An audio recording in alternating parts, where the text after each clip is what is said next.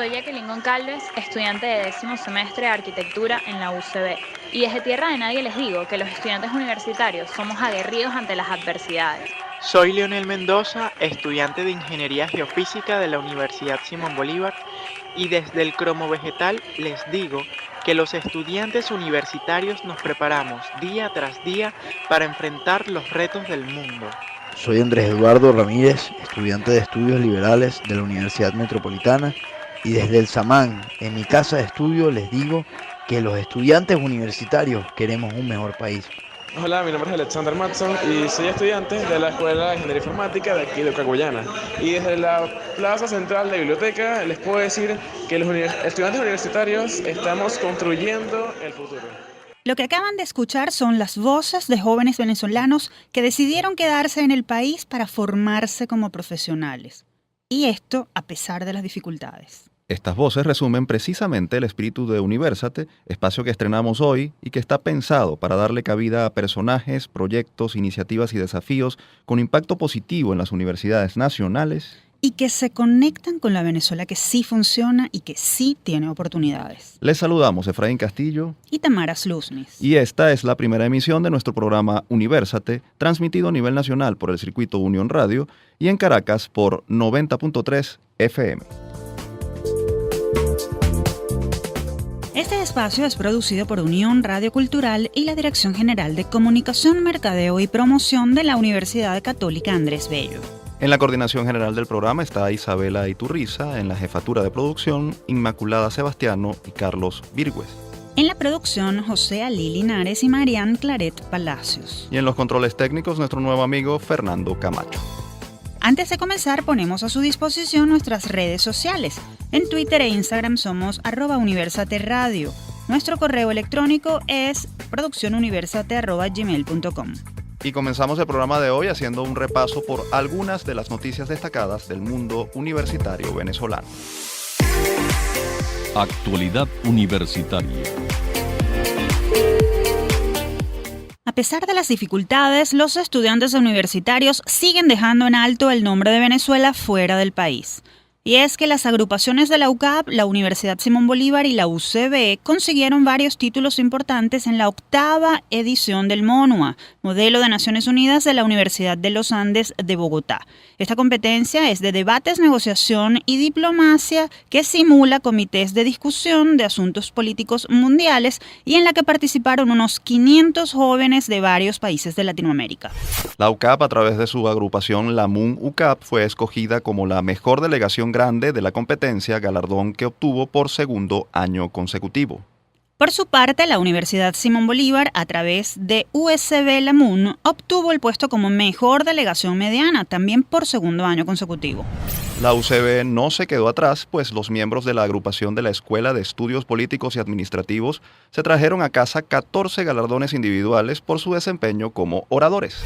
En otra competencia celebrada en Madrid, la Universidad Metropolitana, a través de su agrupación Metro Moon World, se hizo acreedora del reconocimiento como mejor delegación grande durante la 28ª edición del Harvard World Moon, concurso en el que participaron más de 2.000 universitarios de más de 100 países. Felicitamos a estos jóvenes y a todos los que siguen trabajando por una mejor Venezuela. Y celebrando este triunfo de nuestros estudiantes universitarios, recibimos en nuestro estudio a Walter Rauch, miembro de la delegación Metro Moon World de la Universidad Metropolitana, y a Faisal Yamil, jefe de la delegación La MUN UCAP.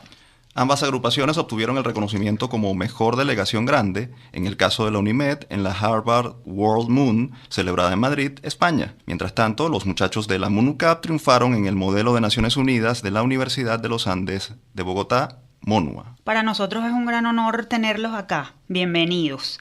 En ese sentido queremos saber qué significa ganar, qué significa triunfar en competencias como estas en las que ustedes participaron.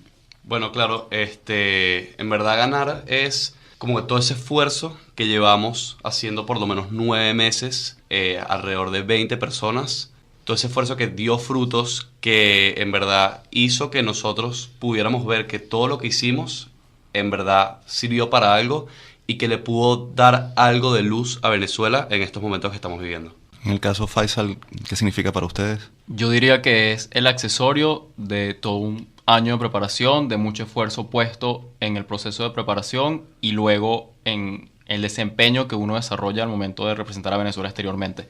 Es para nosotros un símbolo de esperanza para nuestra institución, para seguir haciendo las cosas bien y sobre todo para el país, de demostrar que pese a cualquier adversidad, siempre hay luz al final del túnel. ¿Cómo es ese proceso de preparación? ¿Sobre qué aprenden durante ese año de trabajo? Bueno, aprendemos más que todo trabajo en equipo, oratoria, liderazgo, cómo funciona la gente, cómo tratar con gente, que son cosas que uno no aprende en la universidad en sí, uno aprende con este tipo de actividades. Yo diría que herramientas para la vida son una serie de capacidades que desarrollamos para enfrentar el mundo profesional, para poder relacionarnos con las demás personas y reconocer nuestras propias competencias. ¿Cuál es el mayor desafío que puede presentarse en un evento como este? Que las cosas no salgan como lo planeaste. ¿Cómo así? ¿Por qué? ¿Qué puede pasar? Uno siempre llega con un plan en la cabeza establecido de que, ok, voy a hacer esto, va a pasar esto. Como trabajamos con gente, las cosas no pasan como uno siempre lo espera, como podría pasar con una máquina. Yo creo que no solo el desafío del evento como tal, sino poder llegar al evento, lo que implica todos los asuntos logísticos, la preparación per se, la posibilidad de poder viajar internacionalmente y una vez estando allá, que se te salga de la planificación que pudiste haber tenido porque te enfrentas a muchas actualizaciones, la forma innovadora que la conferencia ha querido tratar que tú lleves el tema y en sí pues que de pronto lo que hayas programado no sea lo que estás esperando, pero siempre con la capacidad de respuesta que se desarrolla durante todo el proceso de preparación para poder resolverlo de la mejor manera posible.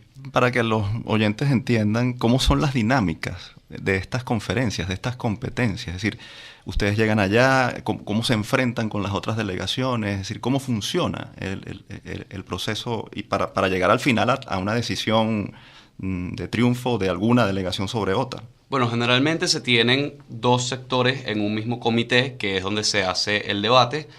Una parte donde se debate en sí, la gente habla, discute sus puntos, y otra parte que es afuera donde cada quien redacta, o sea, se redactan soluciones en conjunto y todo lo que se está hablando adentro es lo que se está redactando afuera y viceversa. Así es como funciona más o menos un comité en parejas en el modelo de Naciones Unidas. Hay una parte moderada, que es un debate dirigido por quienes fungen de mesa directiva, que son los evaluadores de los comités, y a su vez, como menciona el compañero, también hay una parte de negociación que es evaluada, pero tomando en cuenta que hay distintas dinámicas de debate.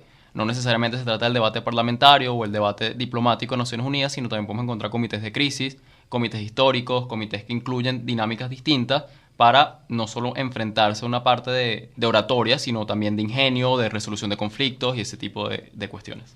Tenemos que hablar de las habilidades que deben presentar quienes acuden a esas competencias. ¿Qué destrezas, qué aptitudes tienen que tener los estudiantes que van a representar a sus delegaciones en estas competencias? Bueno, algo que yo he visto que el mismo venezolano tiene es improvisación. Nosotros sabemos improvisar mucho con todo lo que tenemos. Es algo que a mi parecer es fundamental en este tipo de actividades, porque de resto son cosas que se aprenden en el camino. La oratoria la puedes aprender en el camino, el trabajo en equipo también, pero es eso que es del venezolano en sí, de saber improvisar, que me parece muy importante en este tipo de actividades. Yo agregaría comunicación efectiva, capacidad de negociación, encontrar métodos de resolución de conflictos y poder desarrollar una capacidad de trabajo en equipo y de cooperación. Creo que también es una de las cosas que más se evalúan en este tipo de actividades. Amigos oyentes, estamos conversando con Walter Rauch, miembro de la delegación Metro Moon World de la Universidad Metropolitana, y Faisal Yamil, jefe de la delegación La Moon UCAP, conversando sobre sus triunfos en recientes modelos de Naciones Unidas celebrados internacionalmente. Me gustaría saber de qué sirve participar en una actividad como esta, porque habrá quien diga, bueno, en un país en el que no hay Estado de Derecho, en el que hay tantas situaciones complicadas, ¿qué le queda al estudiante? ¿Para qué sirve participar en un modelo como este? La verdad es que uno no va a un modelo de Naciones Unidas para resolver un problema, que es lo que todo el mundo piensa que uno va a hacer. Uno va es para aprender cualidades y aprender ciertas cosas que la universidad no te da y la vida en sí no te da, sino que en este tipo de actividades uno puede aprender y, como ya decía el compañero antes, ese tipo de cualidades que uno puede llevar a cabo y que para la vida profesional le pueden servir en un futuro, pues. Es una actividad complementaria, desarrolla capacidades que en el aula de clases posiblemente no sea fácil encontrar, te permite trabajar en equipo y tener una visión global de los problemas que pueden tener un impacto local y que también pueden tratar de resolverse desde tu propio entorno. Muchachos, las universidades venezolanas se han convertido en una especie de potencia en estas competencias. Los estudiantes suelen traer buenas noticias al país en medio de una situación que es muy compleja. ¿Por qué creen ustedes que a pesar de la situación nuestras delegaciones se están destacando? ¿Por qué estaría sucediendo esto? Yo creo que es principalmente por eso mismo, porque estamos viviendo una situación muy difícil y como venezolanos queremos demostrarle al mundo que somos más que esto que está pasando. Somos la luz que en verdad Venezuela necesita hoy en día. Yo creo que las circunstancias durante todo este proceso histórico nos han hecho madurar prematuramente a esta generación, pero visto desde la otra cara de la moneda, en verdad es algo positivo porque nos ha dado un pensamiento mucho más crítico, un sentido de responsabilidad mayor y todo eso se termina reflejado en las actividades que hacemos internacionalmente. Finalmente, ¿qué mensaje le dan a los jóvenes que quieran incorporar o quieran incorporarse en iniciativas como estas? Bueno, que le echen pichón, que en verdad es, como ya dije, una actividad que te da ayuda, herramientas. Te da herramientas que no puedes conseguir en otro lado o que te tardarías mucho en aprenderlas en un trabajo o incluso en la universidad. Yo diría que se atrevan, no dejen de dar el paso. En Venezuela hay múltiples ofertas de este tipo de actividades académicas. Es una apuesta por la excelencia y por las ganas de superarse y de seguir demostrando lo que vale el país. Agradecemos a Walter Rauch, miembro de la delegación Metro Moon World de la Universidad Metropolitana, y a Faisal Yamil, jefe de delegación de la Moon UCAP. Y de nuevo los felicitamos por darle un rostro positivo a nuestro país.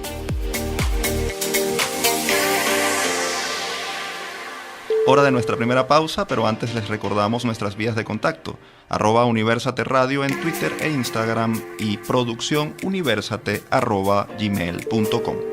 Al regreso conversaremos sobre el desafío de las universidades venezolanas con el rector de la UCAP, Francisco José Virtuoso. Acompáñennos. No se aparten, ya regresamos con más de esta primera emisión de Universate por Unión Radio.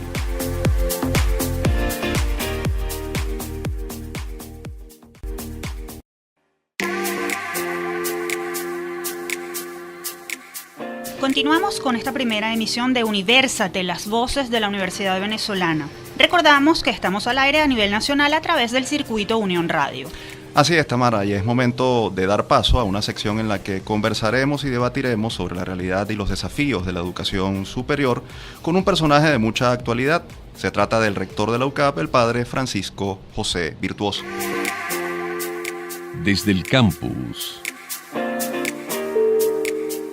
El padre Virtuoso es sacerdote jesuita, licenciado en Ciencias Políticas, egresado de la Universidad de Rafael Urdaneta de Maracaibo y doctor en Historia, título que obtuvo en la Universidad Católica Andrés Bello. Además, ha sido director del Centro Gumilla y de la ONG Ojo Electoral. Virtuoso ocupa la rectoría de la Universidad Católica Andrés Bello desde el año 2010 y es miembro activo de la Asociación Venezolana de Rectores Universitarios AVERU. Bienvenido, rector, ¿cómo está? Muchísimas gracias. Rector, muchas gracias por acompañarnos. La crisis ha puesto contra las cuerdas a las universidades venezolanas desde hace un buen tiempo y cosas como la deserción estudiantil está entre 30 y 40%, la profesoral puede llegar al 50%.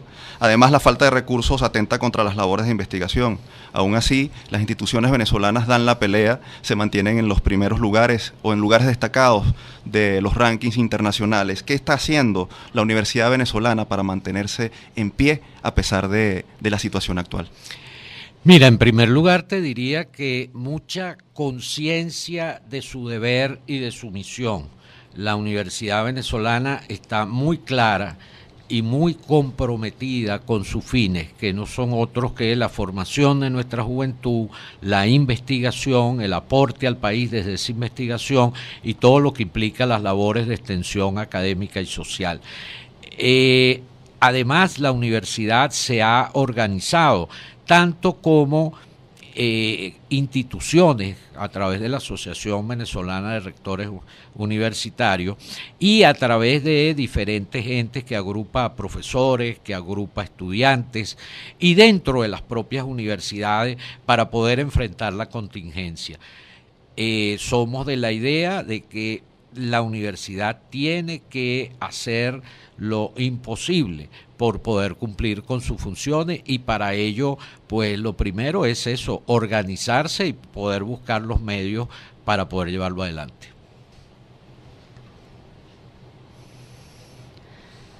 Rector, usted representa una universidad privada y para nadie es un secreto que la situación económica ha afectado a la institución. En momentos de dificultades de este tipo, ¿qué deben hacer las universidades privadas para garantizar su funcionamiento, para seguir siendo incluyente a pesar de lo que estamos viviendo? Bueno, lo primero es buscar fuentes de recursos alternativas a lo que es el cobro de matrícula.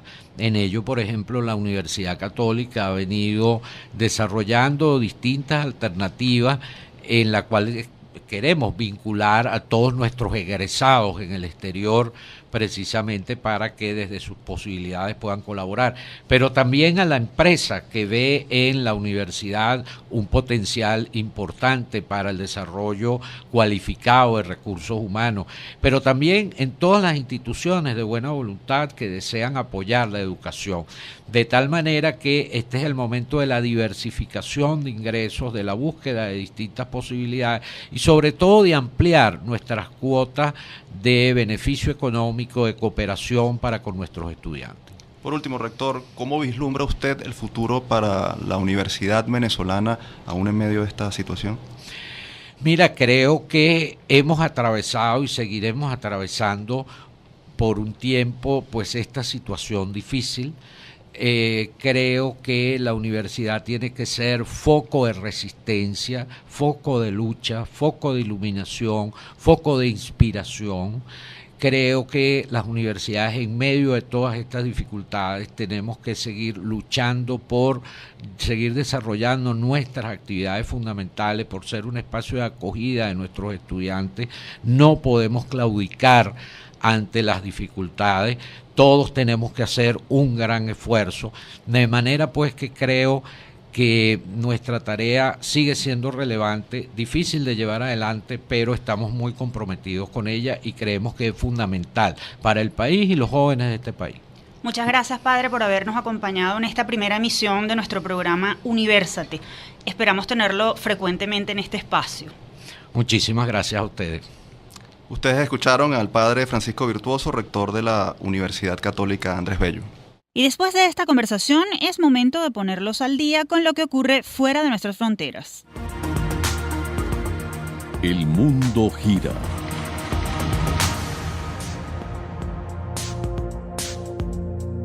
Y en esta sección estaremos haciendo un breve recorrido por las 5 mejores universidades del mundo en las áreas de ingeniería y tecnología. Este top fue revelado por QS, la guía académica que se encarga de medir el desempeño de las universidades a nivel mundial. Toman en cuenta la opinión de los académicos y empleados de las casas de estudio, así como el impacto de sus investigaciones, el cual se calcula con base en la cantidad de citas que obtienen en publicaciones académicas. Y estas son las mejores en la categoría de ingeniería y tecnología, y se incluyen las instituciones que ofrecen carreras como ciencias computacionales y sistemas informáticos, e ingeniería química, civil e industrial, entre otras. En primer lugar tenemos al Instituto Técnico de Massachusetts, en Estados Unidos. También en Estados Unidos encontramos a la Universidad de Stanford, en la segunda posición de las mejores universidades en investigación en la categoría de ingeniería y tecnología. Seguidamente tenemos al Instituto Federal de Tecnología de Suiza, más conocido como BTH. En la cuarta posición está la Universidad de Cambridge, en el Reino Unido. Y por último, pero no menos importante, la Universidad de California en Berkeley. Y si se preguntan cuál es la mejor universidad de Latinoamérica para cursar alguna carrera del área de ingeniería y tecnología, de acuerdo con QS, esta es la Universidad de Sao Paulo, en Brasil. Esta se encuentra en la posición 89. Tenemos que destacar, Tamara, que a pesar de que no podamos encontrar ninguna universidad venezolana liderando alguna de estas categorías, hay 4 casas de estudios del país que se encuentran dentro de las 100 mejores de Latinoamérica según el ranking QS. Así es, Efraín. La Universidad Central de Venezuela ocupa el puesto 37 en este ranking, mientras que la Universidad Simón Bolívar ocupa la posición 44. Luego tenemos la Universidad Católica Andrés Bello en el puesto número 74 y a la Universidad de los Andes, ULA, ocupando la posición 90. Y con esta información damos cierre a nuestra sección El Mundo Gira. Así es, Tamara. Ahora le damos paso a un segmento en el que aprenderemos por qué en la vida nada está de más. Todo me sirve. Nada se pierde. En esta sección queremos traer testimonios de personajes universitarios cuya experiencia de vida demuestra que, independientemente de las circunstancias, todo lo que nos sucede resulta útil para emprender y seguir adelante. Nuestro testimonio de hoy es el de Jonathan López, graduado hace más de 20 años como profesor de idiomas mención francés en la Universidad Pedagógica Experimental Libertador UPEL del Paraíso en Caracas.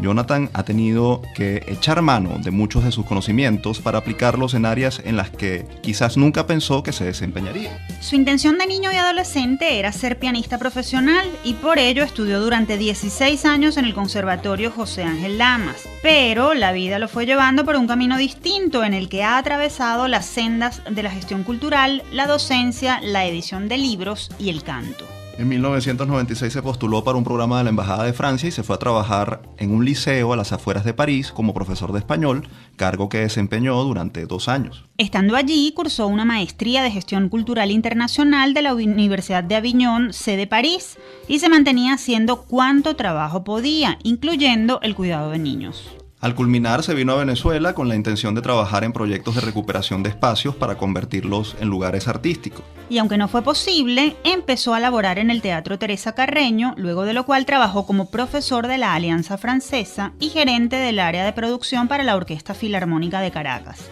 También como coordinador de investigación en el área de humanidades de la Contraloría General de la República. Entre 2016 y 2019 fue profesor de fonética francesa en la Escuela de Idiomas de la UCB y actualmente da clases de gestión cultural en la Escuela de Letras de la UCAP, donde también es subdirector editorial.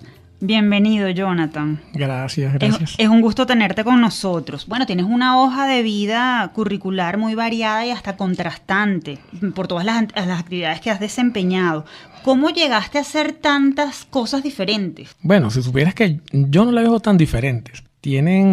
La gente cuando lo ve piensa que sí, efectivamente son cosas que nada tienen que ver una con la otra, pero siempre hay un hilo conductor que lleva a que todas se unan de alguna u otra forma. Todas tienen que ver con el campo artístico. Si te pones a ver, en el caso del francés, que está tan ligado, el francés no solamente es la lengua, sino también es cultura. Entonces por ahí uno se va y uno lo une con la música, con el teatro, con la danza, etcétera. ¿Cómo has aplicado lo aprendido en cada una de las actividades desempeñadas? Es decir, eso que mencionabas, ¿cómo has mezclado, por ejemplo, la música con los idiomas y la gestión cultural en ese camino? Bueno, en el caso de la música y los idiomas es un poco más sencillo, puesto que cuando das clases de fonética, fonología, tiene buena parte de lo que es la rítmica, que tiene que ver con la música.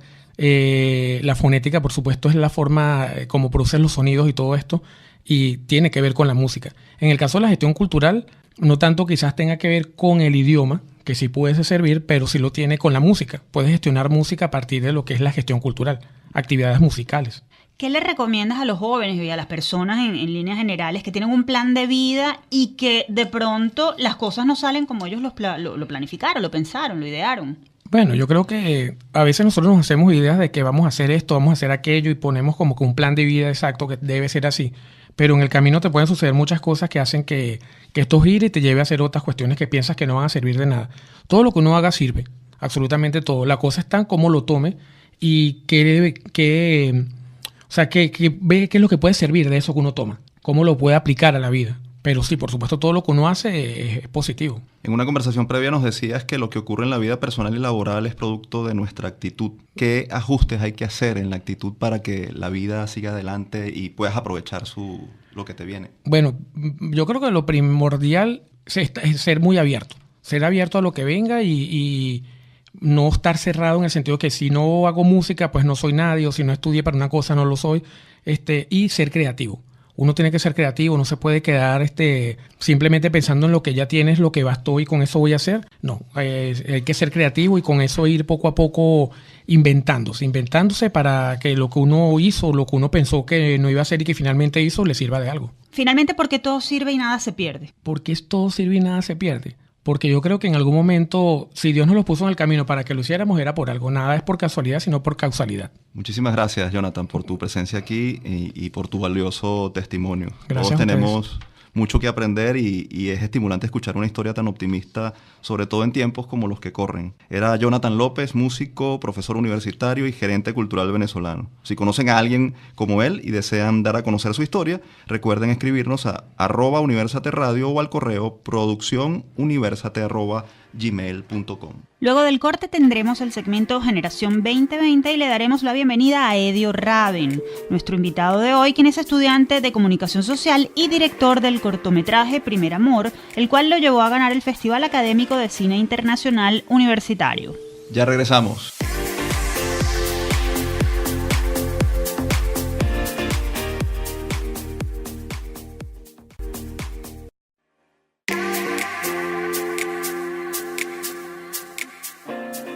Seguimos con más de Universate. Recuerden que estamos al aire a nivel nacional a través del circuito Unión Radio.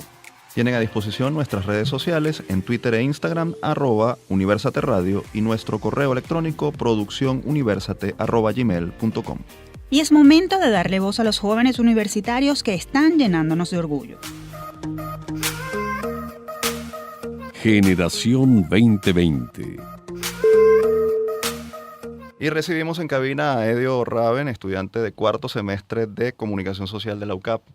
Edio también es director del cortometraje Primer Amor, que por cierto es la pieza audiovisual que lo convirtió en el primer venezolano en ganar el Festival Académico de Cine Internacional Universitario.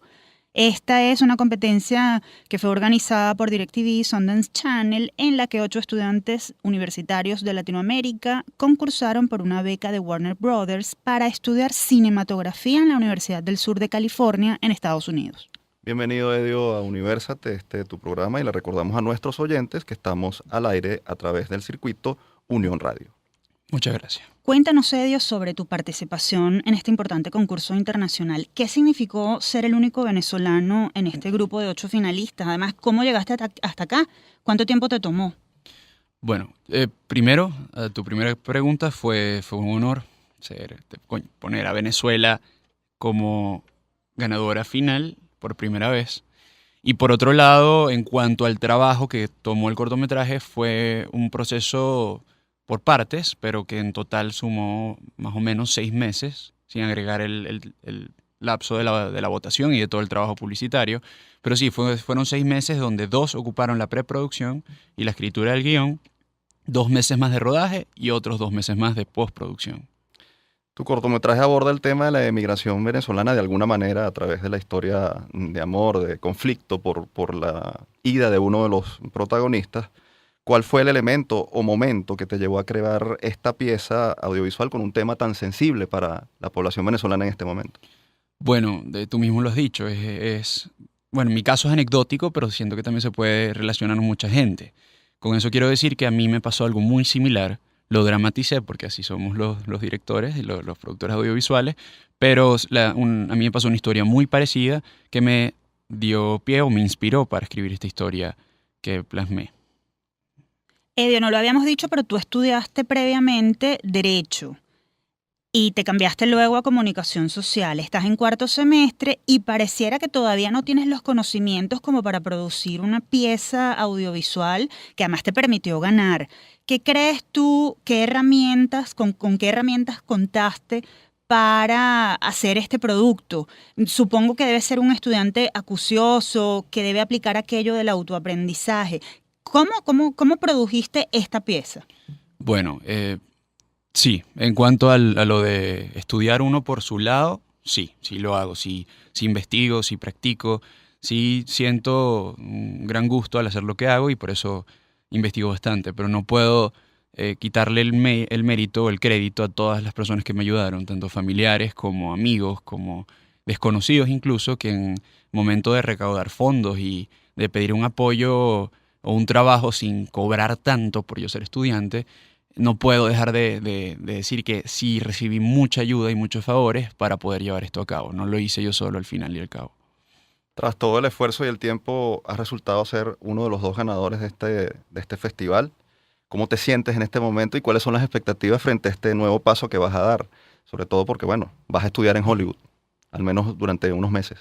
Bueno, lo que más gratifica es que muchas veces yo tuve la oportunidad de optar para cualquier otro tipo de concurso o de iniciativa, o incluso propuestas, donde yo le hacía a algún cliente alguna propuesta, pasaba horas grabando, horas editando, y no había nada que cultivar, ¿no? No se daba nada, pero esta vez sí se dio. Entonces eso es muy gratificante. Y en cuanto a los planes, quiero viajar a California, aprender todo lo que pueda en ese curso y volver a producir otro corto para enviarlo a otros festivales y, bueno, contrastar el antes y el después de esa experiencia. Edio, ¿qué le dirías a los estudiantes, esos que apuestan por Venezuela y que decidieron quedarse para continuar con su formación académica acá en el país a pesar de la situación? Ok, bueno, lo que les quiero decir es que después de todo problema viene no problema. ¿Qué significa eso? Que ningún problema es eterno, ¿no? O sea, nada va a durar para siempre, esto no va a durar para siempre, entonces vamos a apretar ahorita que la cosa está fuerte. Suelen decir que cuando se pone más oscuro es que está a punto de salir el sol, entonces vamos a apretar y a seguir trabajando aquí en Venezuela, que hay lugares hermosos para grabar, hay gente con muchas ganas para apoyarlos. Yo estoy a la orden, puede buscarme por las redes, Edio Raven por Instagram, y estoy completamente a la orden. Y bueno, vamos a seguir trabajando porque aquí hay muchísimo talento y muchas cosas que aprovechar. Gracias, Edio, por tu visita. Un gran aplauso para ti. Estamos seguros que nuestra audiencia nos acompaña en esta felicitación. Aquellos jóvenes universitarios que como Edio se estén destacando en este momento y quieran contar su historia, pueden escribirnos a través del correo produccionuniversate@gmail.com o a través de @universateradio en Instagram y Twitter. Nuestro equipo de producción se pondrá en contacto con ustedes. Ahora es momento de estimular la curiosidad y la memoria. ¿Saben ustedes cuáles son las universidades más antiguas de Venezuela? La respuesta enseguida en nuestra próxima sección. La trivia.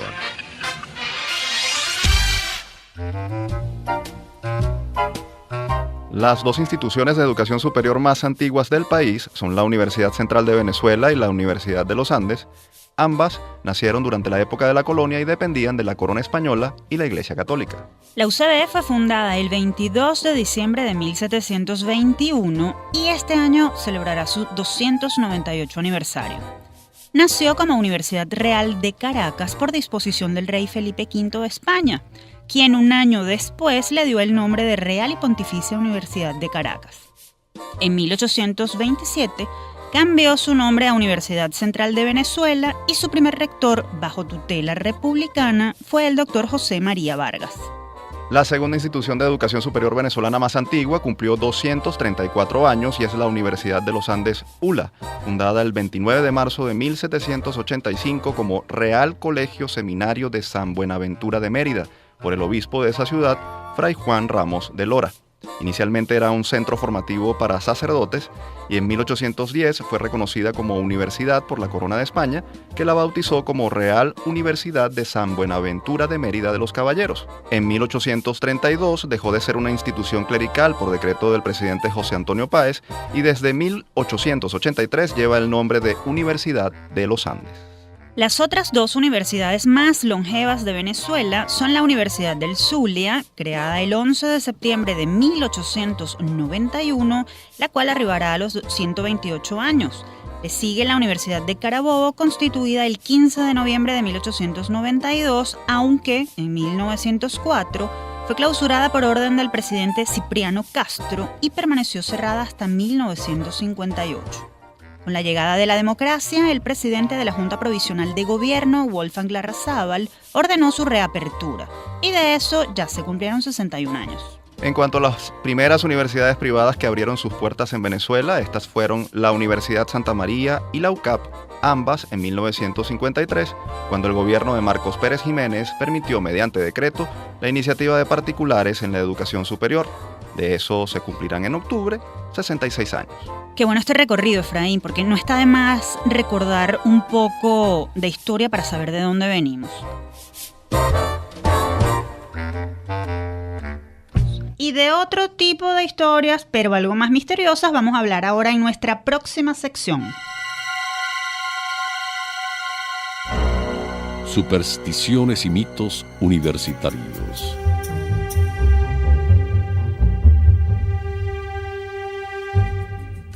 De no sé dónde, tampoco se sabe cuándo, dicen que salió un espanto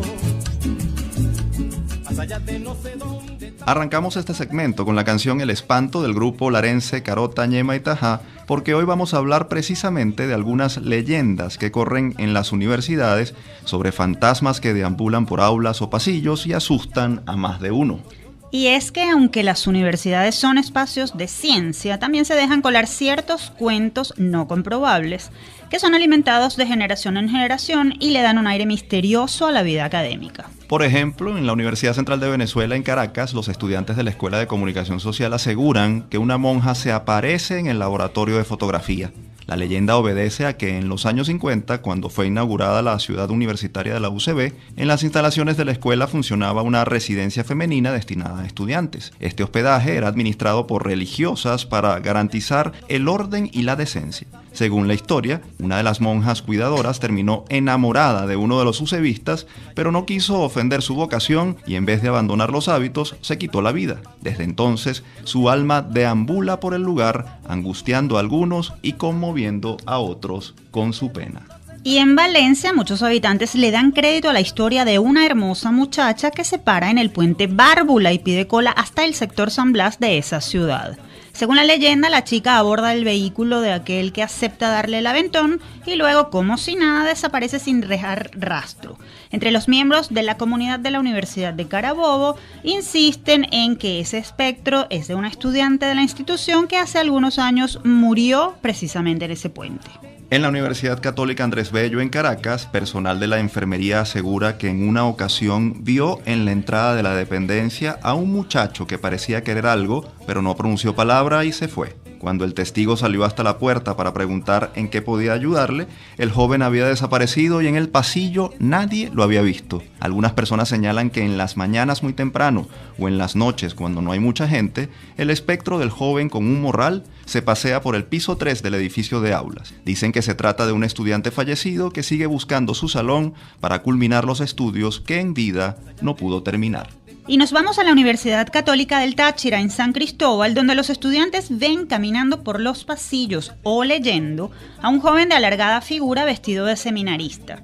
En el libro Cuentos y leyendas del Táchira de Lolita Robles de Mora se incluye el testimonio de uno de los alumnos, quien cuenta que una noche, al salir de una práctica de biología, se quedó paralizado cuando vio que del techo de un pasillo pendía una cuerda y en ella estaba colgado un seminarista, pero sin cabeza.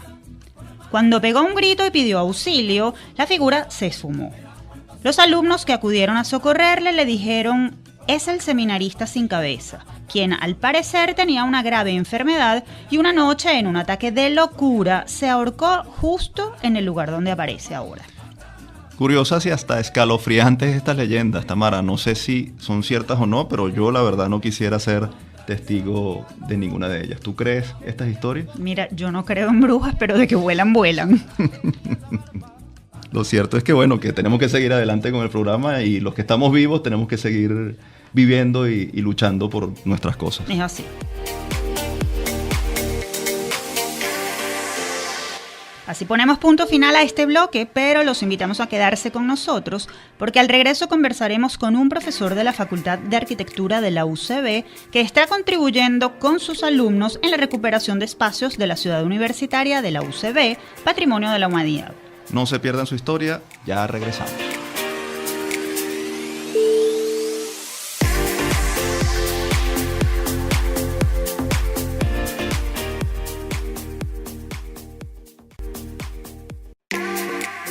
Seguimos con la última parte de este primer programa de Universate, las voces de la Universidad Venezolana por el circuito Unión Radio.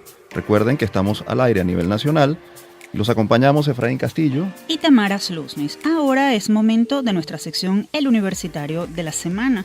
Pero antes quiero recordarles nuestras redes sociales. En Twitter e Instagram somos @universateradio. Nuestro correo electrónico es produccionuniversate@gmail.com.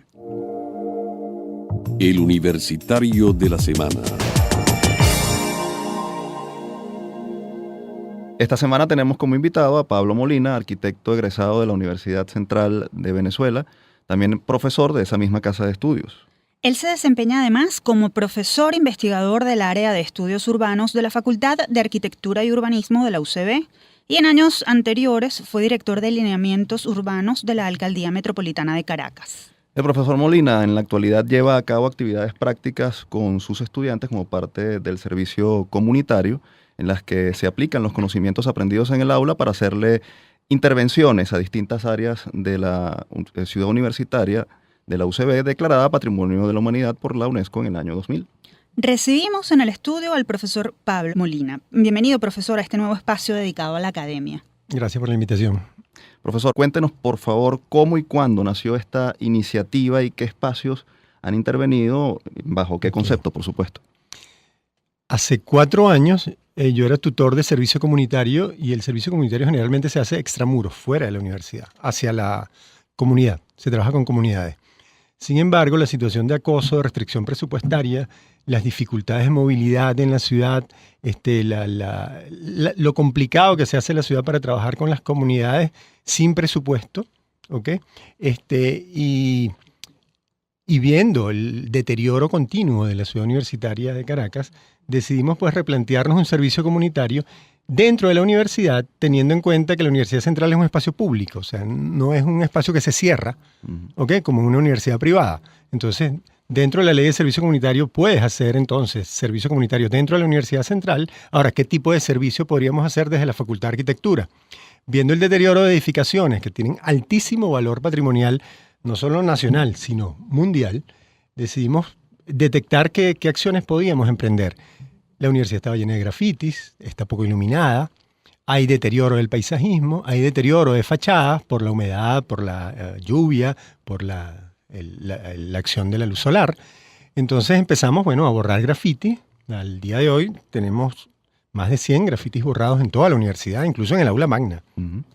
Profesor, ¿cuál ha sido la receptividad de las autoridades de la UCB en relación con esta actividad que usted está llevando a cabo junto con sus alumnos? Afortunadamente, en el último año, sobre todo, hemos obtenido bastante receptividad. Al principio había como resistencia a entender que se podía hacer servicio comunitario dentro de la universidad, resistencia a entender que desde la Facultad de Arquitectura con estudiantes podemos emprender rescates que denominamos contención de deterioro, porque evidentemente no somos especialistas en restauración de monumentos, pero borrar un grafiti con cierta técnica, asesorarnos con personas especializadas, ¿ok?